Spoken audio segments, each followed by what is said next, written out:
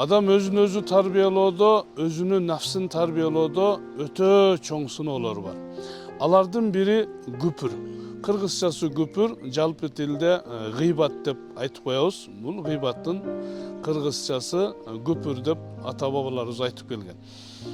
Эгер пайгамбар саллаллаху алейхи ва саллам Айша энебиз астынан өтүп бараткан бир аял жөнүндө мыногу аялдын бою узун экен дегенде пайгамбарыбыз Айша энебизди түпүргүн деп айтты. Айша энебиз түпүрдү эле оозунан уюган кан түпүрдү. Айша энебиз чочуп кетти. Бул эмне? Деди эле. Сенин бир тууганыңдын кам эти деди.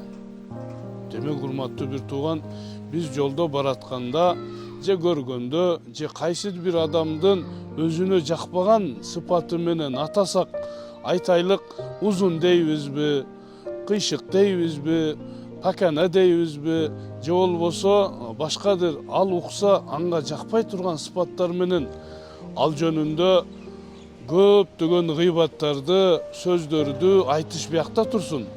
Анын жөн гана ал жакпаган сыпат менен аталышыбыз бул гыйбат болот экен. Бул гыйбат деген өзүбүздүн бир тууганыбыздын этин кам жеген менен барабар деп пайгамбарыбыз айтып турат.